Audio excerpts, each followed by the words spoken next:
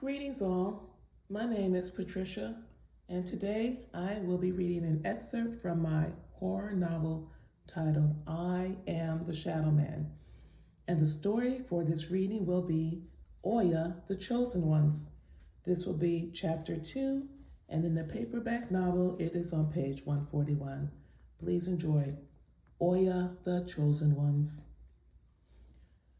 Marcella trailed closely behind the two men and discreetly slipped out the crowded room. The children were occupied, so their departure went unnoticed. Marcella heard the bolt lock click smoothly back into place behind them. The group of three took the short flight of stairs up to the main level. The school was eerily quiet, too quiet for her taste. Her expensive sneakers squeaked noisily on the highly polished floors. One by one, they secured all classrooms on both floors, ensuring all windows were locked and blinds lowered. The double doors leading outside were held tight by heavy padlock link chains. Following Mr. Jones' directions, lights were turned off, computers powered down, and appliances were disconnected from electrical outlets. Okay, we've secured the school. Now, can you please fill me in on what's going on? All this is very strange. We're acting like we're hiding from someone or something. What was that loud noise I heard earlier before the sirens clicked off? Look, Marcella, I know you want answers, but we have to secure the school first. He mopped his damp forehead with her handkerchief. Follow me to my office. I want to show you both something. You too, Bill. Mr. Jones turned on the overhead light. He pulled the custom-made leather chair to his desk and turned on the computer. The familiar sound of Microsoft Windows coming to life was oddly comforting because it remained consistent when everything else around them seemed surreal. By now, the sky was fully overcast, almost dark, though it couldn't have been later than noon. The howling wind temporarily masked the wailing noise coming from the warning sirens. The entire scene resembled something from a bad horror movie, only it wasn't a movie, it was real. While the computer is booting, I want to tell you a story. A somewhat forgotten history of Solstice.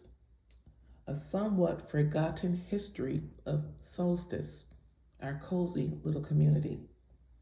He sat back in his chair and sighed. We won't be here very long, but might as well get comfortable. When I was just a little boy, probably around 5 or 6, my great-grandfather, Papa Leroy, used to tell me stories about this town, about Solstice. Stories that were passed down through the generations.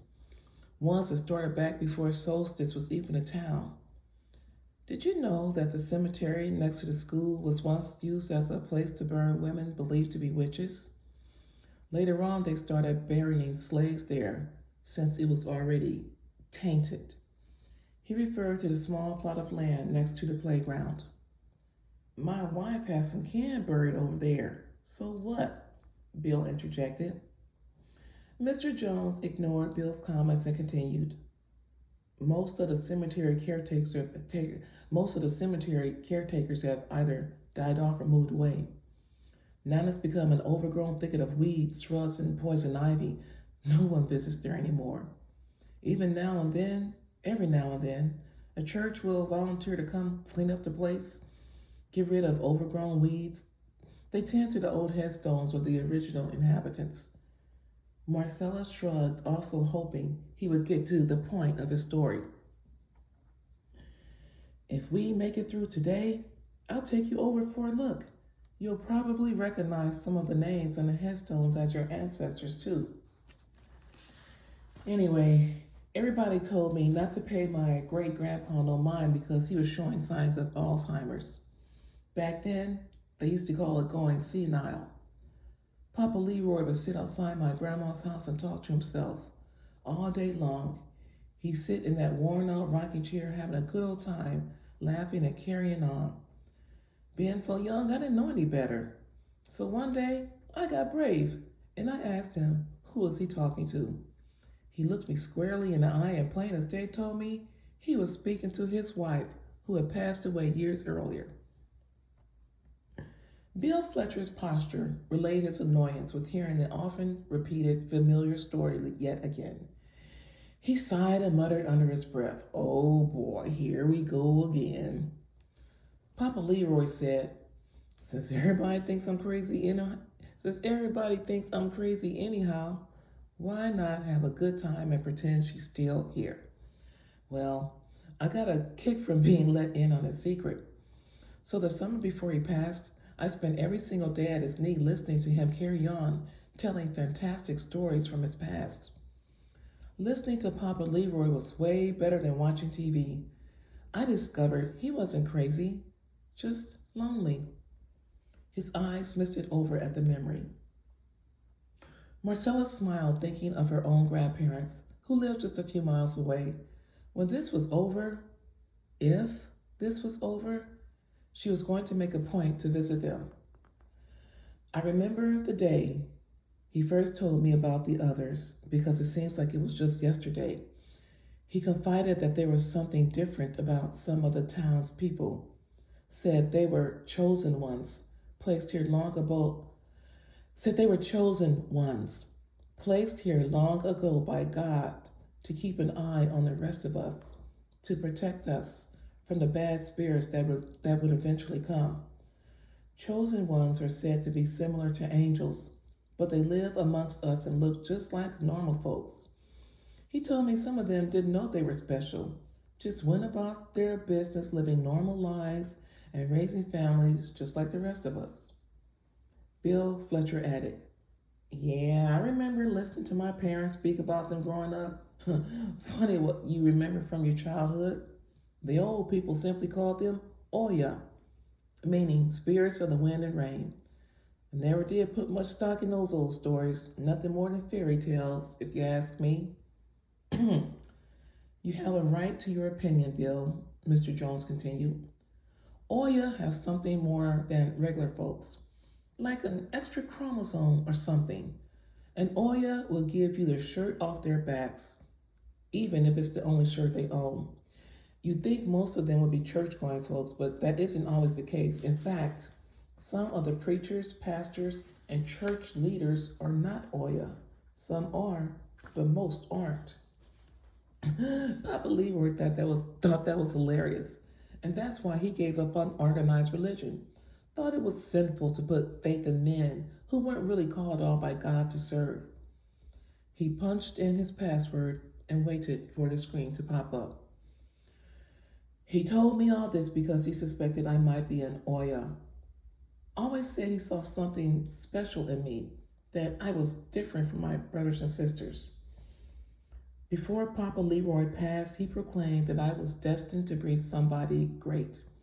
He proclaimed that I was destined to be somebody great.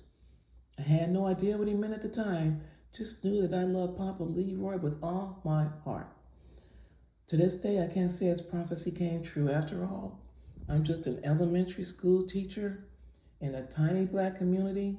We're barely on the map."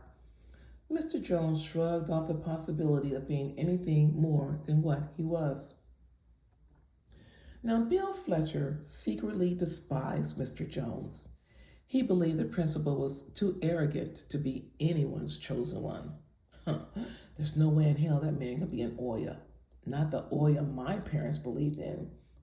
He's something, but an OYA ain't it, Bill Fletcher thought. Mr. Jones continued.